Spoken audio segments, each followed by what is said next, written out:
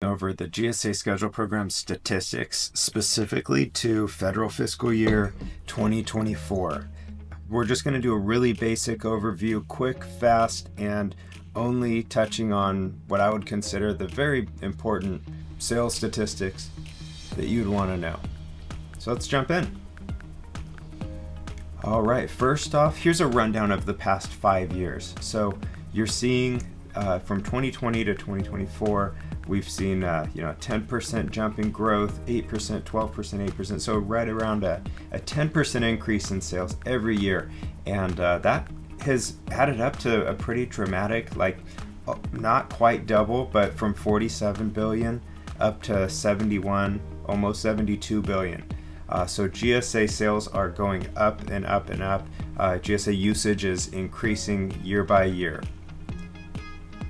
Here's a rundown of small businesses compared to large businesses, and the trend seems to be about the same. Other than small is of course large, and what we're seeing is the distribution is typically around 75-25. 3/4 of the sales through GSA go to large businesses, and 1/4 goes to small businesses. Some years it kind of jumps in one direction by 1%, some years jumps into another direction by 1%, but overall it stays pretty tight into that trend.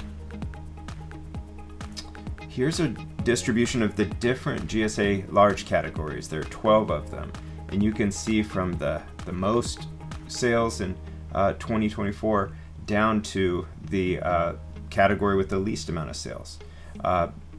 25 billion went through IT. That's roughly a third of the GSA sales. About 13, so not far behind, is professional services, and then the distribution gets pretty light from there.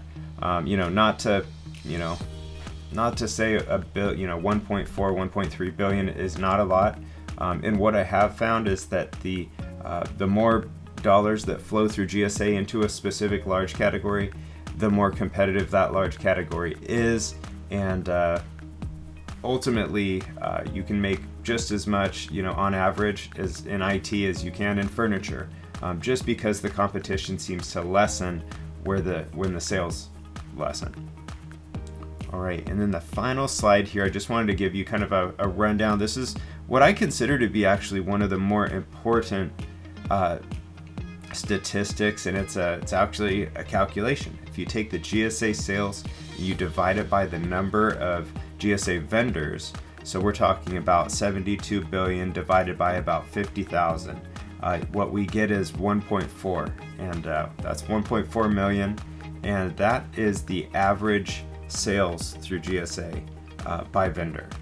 So in other words, if you are not in GSA and you enter the program, get into there, and within a year or 2, 3 years, you are performing just right around the middle of the pack, you're looking at about a $1.4 million revenue boost.